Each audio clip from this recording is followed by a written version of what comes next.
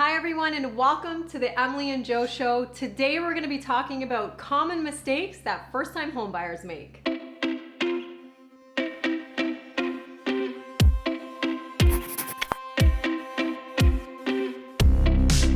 I'm Emily Berry and this is my husband Joe Berry. If this is your first time visiting our channel, please consider hitting the subscribe button and click the bell for notifications of all of our future videos containing everything real estate. Joe's telling me I'm talking too loud, so let's tone it down a little bit. So the biggest mistake first-time homebuyers make is they don't get pre-approved. They pretty much start looking for homes without knowing what they can afford. It's like going shopping with a credit card and not knowing the limit, right, Joe? I agree. First point I want to make is the sellers actually expect the buyers booking showings on their houses to be pre-approved. Correct. They're getting their families out, they're cleaning the house, they are fully expecting that any buyer that is taking up their time and coming to look at the property is pre-approved and has already been to the bank. Even just as a buyer, the home searching process can be a lengthy process.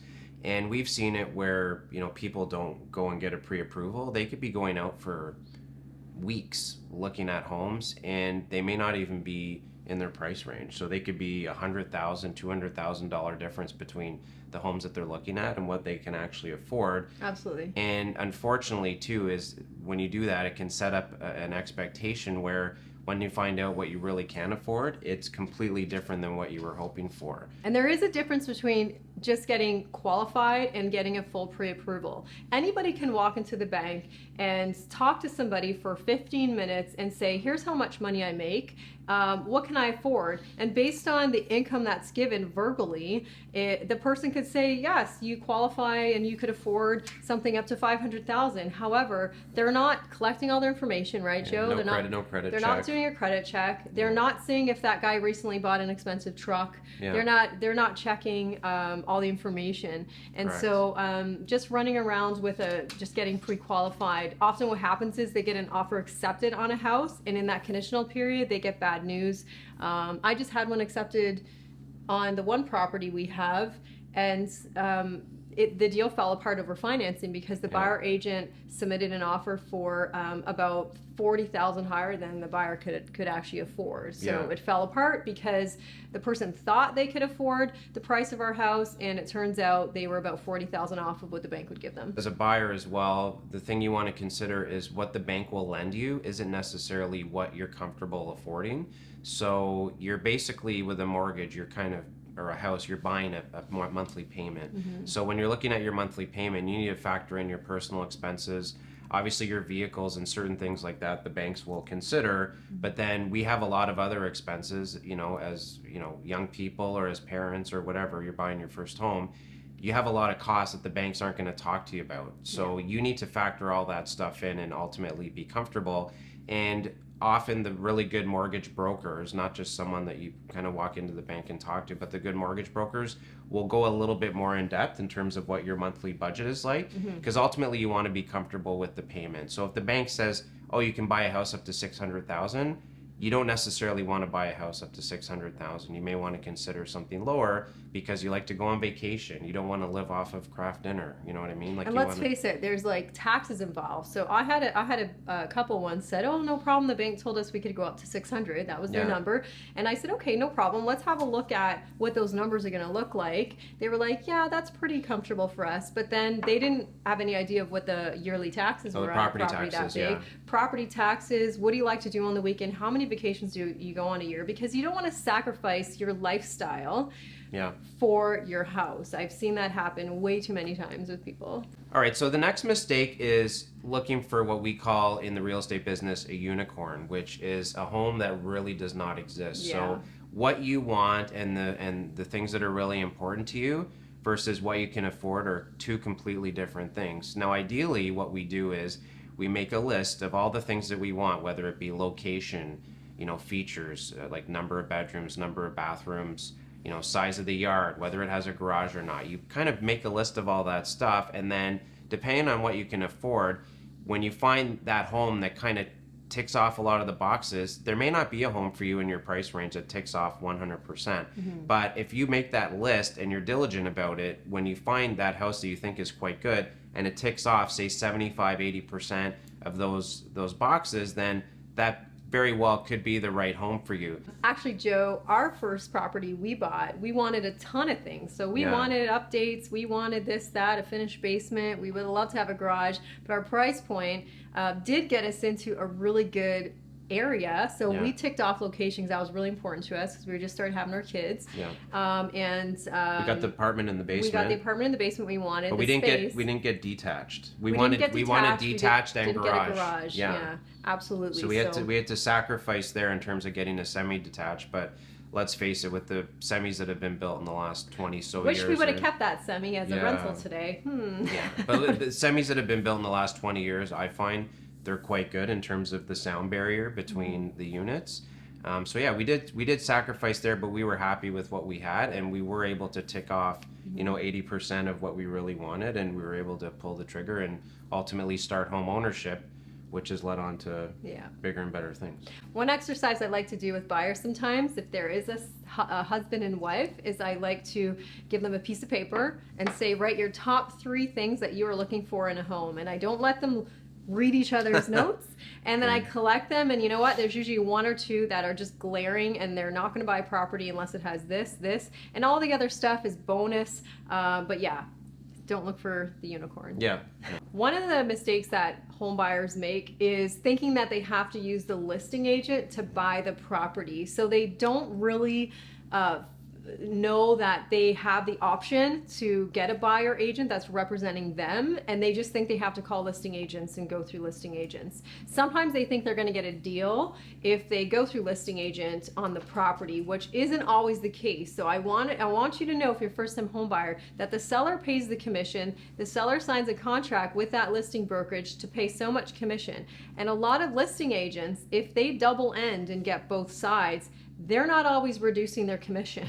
They're getting double the commission for representing both sides, but there's not always a deal in place with that seller to reduce. So that's something individual to the seller and the agent. Yeah, and if the agent reduces, that doesn't necessarily mean that your price you're going to get is going to be Sometimes the seller has an emotional price in their head, and they want to get it regardless of the commission that they're paying. Correct. Sometimes.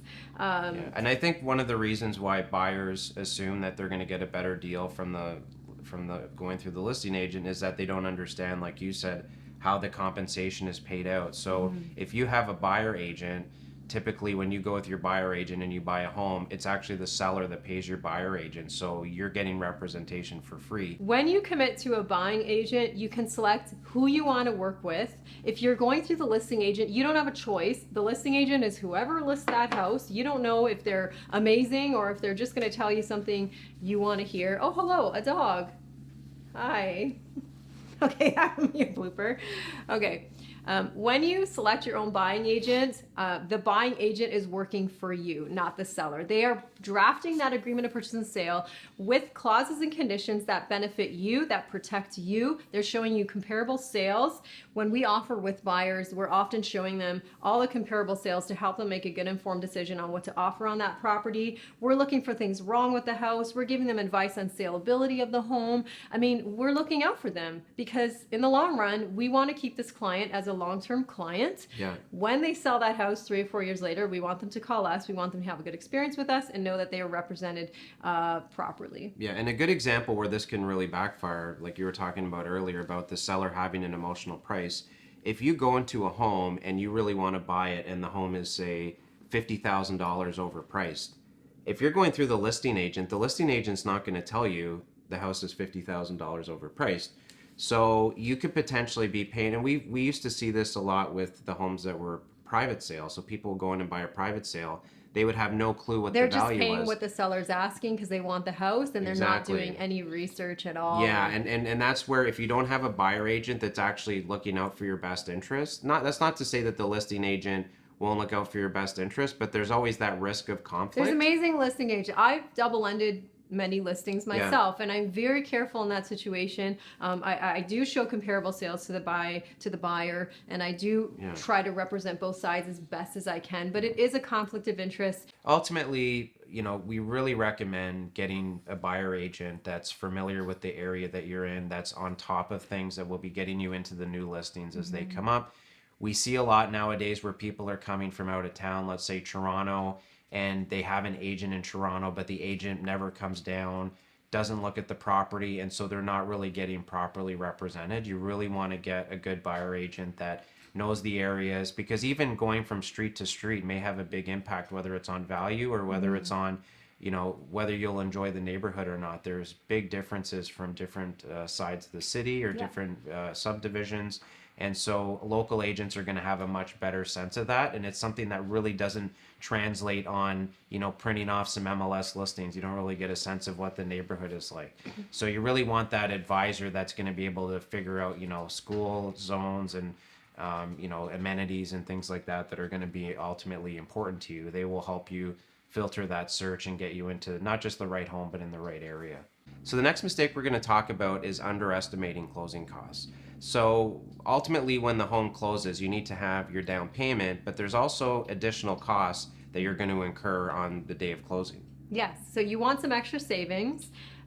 There's lawyer costs, there's moving costs. You could move into the house, and actually it happened to us. We moved into a house, and a couple months later we had the furnace go. It was red tagged, so we needed $2,500 to buy a new furnace. So you're no more landlord anymore to fix stuff for you. You're the owner. So having some extra savings on closing is a good idea. Yeah, and then just in terms of at the lawyer, so you're going to have your lawyer fees, and that may include land transfer tax. So depending on what province you're in, you may have some type of exemption on land transfer tax.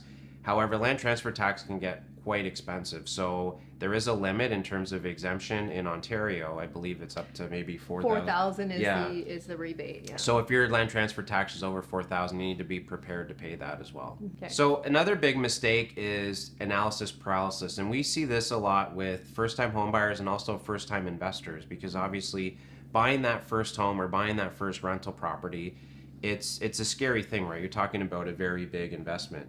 And so, you know, factoring in all the variables and making that leap can sometimes be very challenging. And that's why we always suggest making a list of the pros and cons, making a list of what you want. So as you're checking those boxes, you know, once you find that property that really fits the bill, you're able to act quickly and act intelligently to make a move on that property. At the end of the day, a lot of people build wealth in real estate, whether it's from your principal residence or whether it's from, you know, rental properties. So kind of the quicker you get into the market, the better. I've been watching, let's say, Globe and Mail online for 15 years. People have been saying, oh, don't buy a home. And if I listened to those people, we wouldn't have been able to, you know, amass, you know, the properties that we have. If I listened to those people, I would still be renting. We do see a lot of people miss out on good opportunities, right, Joe? Because they're just over analyzing everything. They're scared to make that jump. Our market is continuing to increase. I mean, Niagara market is doing amazing. We're not doing a nosedive here with our values, so I think I just find people are very hesitant. But it's better to get into property sooner than later. It always is. Absolutely. One mistake that buyers often make is thinking that they want to save the money on a home inspection and get a relative to do the inspection. So sometimes it's okay, but for the most part, you definitely want to get an insured professional home inspector in there. Often the relatives, which is dad or the uncle or the friend of the family who's a jack of all trades, they probably specialize in a couple things. Maybe they're an electrician, maybe they're a drywaller that, you know, does renovations, but they're not home inspectors, and they're not dissecting that property in a way that home inspectors do. Sometimes what we see is a relative come in and just completely cut up the house. That's not the way I would have installed those stairs. This wasn't done right. I've even had a relative walk in a house and just completely start cutting up the way the flooring was installed. And the buyers knew the flooring had to be replaced. They get emotionally involved in their opinions, and I just find it's not good for anybody. So what you want to do is hire a professional inspector that is fully insured. A seller's going to want, if there's a home inspection on their property, they want who's inspecting it to have insurance. They're going to be in the attic poking around. They're going to be in the electrical panel taking it apart. They're looking in the furnace. They don't want somebody that is just dad of the buyer doing these things. For sure. And we find that the people that do come in, like let's say Uncle John comes in, and whatever he's an expert at, he's pretty just much looking at that stuff. He's pretty much just looking at that stuff, and he he or she could potentially miss a lot of True important story. things. About 10 years ago, I had a dad do a home inspection for a young couple. Dad looked at the property, said it's great, good property. They bought it. Years later, I had to sell it, Joe. Remember that one? It was full of knob and tube wiring. So I wasn't an electrician. I didn't see it. Dad was an electrician. He just looked at what he knew. The knob and tube in completely that, missed the boat on that house full of, and then they had a really hard time selling it because it was full of knob and tube wiring. yeah, the knob and tube wiring in that case was hidden, and Emily, as the real estate agent, isn't going to be poking up, and you could actually see it in the attic. So if the dad had actually gone in the attic, he would have been able to see the But he knob didn't. and tube. He just looked at the house. He with didn't. visual on Yeah, it. because sometimes you'll see it in the basement if the ceiling's unfinished, but in this case, Don't get Uncle Bob to do your home inspections. Your realtor will also know the good home inspectors out there, because there are some not good home inspectors and some that are actually really good and good at delivering the information in a very intelligent way, to not give opinions on you should buy this house or you shouldn't buy this house. They're going to say, here's what's come up, here's what needs to be addressed, here's an approximate cost of what these things are to fix. Because if that house is right for the buyer and we can renegotiate after the home inspection, maybe get the seller to correct some things or renegotiate some money off, we can get the deal together at the end. So just to address the main reason to get the home inspection is that if you're going to be buying a property, you kind of want to know what you're getting into. So like Emily and I, we own rental properties, and we do hire an inspector to go through it. And, every time. And so the two things that we're looking at is, what am I getting myself into in terms of, then within the next 2 or 3 years of home ownership of the rental, what kind of work do we need to do? But then I also want to know if there's anything major, because then that may influence whether or not I want to buy the property. Mm-hmm. Now, in most cases, we don't get scared off because we understand what things cost. But if you get the wrong home inspector, they're going to be throwing out estimate numbers that they have no idea what they're talking about. They could be like, oh, it's $20,000 to fix this or $10,000 to fix that. And if you get an inspector that's quoting every single thing, I would be a little bit leery of that, because they don't actually do that trade, right? They're an inspector. They may have a rough idea on some things, but if they're quoting every single thing that comes up, I would be a little bit leery of that, because at the end of the day, if there's something really expensive that needs to be done, you may actually want to get an additional person in on top of the inspector, like a professional foundation person or an electrician, to understand, this knob and tube wiring that we're getting out, how much is that going to cost? And we've closed a lot of deals with knob and tube wiring. Knob and tube wiring doesn't mean the deal's dead. It just means, okay, how much is there? Is there a couple live runs of it? That could be very minimal. The sellers often don't know what's there, and they'll agree to actually get it removed for closing or give a bit of money off to replace that. So we're not looking in the home inspection for every single little thing and then going back to the seller, hitting them with this big list. That is not what a home inspection is. The home inspection is simply to make an informed decision moving forward on your purchase, to know, like Joe said, know what you're getting into, and know what, like if there's a couple foundation cracks, knowing, okay, next spring I'm going to get a couple of these cracks addressed and filled in, and it's going to cost me $800. So an informed decision moving forward. So sometimes I hear buyers actually say they don't need a financing condition because they're pre-approved, and they just want to put an offer in just pending maybe home inspection or no conditions at all, which is technically called a cash offer. Now, the problem with this is the lender hasn't given the final stamp of approval, the final 100% approval on that particular property, and there's likely an appraisal ordered. And so I just always correct the buyers and say, we do want to put in a financing in there to protect you.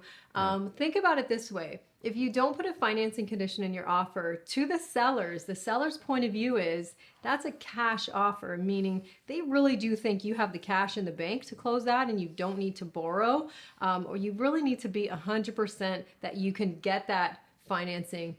So really, really confident. If something happened and you couldn't close because you did have to go to the bank and do some borrowing and arrange a mortgage, and something happens, you're in a binding contract to close that deal, and you will have legal issues if you can't. So always, when you can, put in your conditions to protect yourself. When there is a bidding war, when you're in competition, there is that pressure to take out your conditions, right, Joe, to make your offer stronger, but just be very careful. We caution you on doing that. It's not always the best move, and we get competing offers on our properties relatively often, and sometimes we'll get several offers, and every single offer will have conditions in it.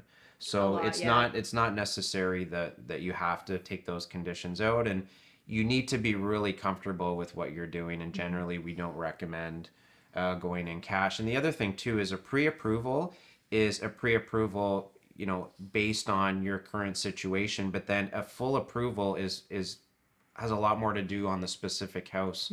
So usually an appraisal has to be ordered. And so if you go ahead and you put in an offer and the bank perceives that what you're offering on the home is more than what it's worth, then potentially they will be lending you less, and you may have to come up with a higher down payment, or they may disqualify the property altogether. You know, it could go to insurance like CMHC, and CMHC has something on their record that says for whatever reason they won't insure that property. Maybe it had like We've had some issues with people getting mortgages on homes that are too close to factories that are Yeah. in certain areas. The bank just says no, we don't want to mortgage that house. the bank or the insurance. And nothing to do with the CMHC, buyer yeah. and the strength of the buyer. It's all Yeah. about the property. So we encourage you to put in your conditions to protect yourself in that period. Yeah.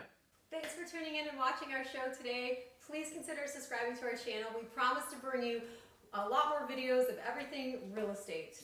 And watch for our upcoming billboard around Niagara advertising our new Emily and Joe show. You didn't know I was going to bust that out, did you? Bye, everybody.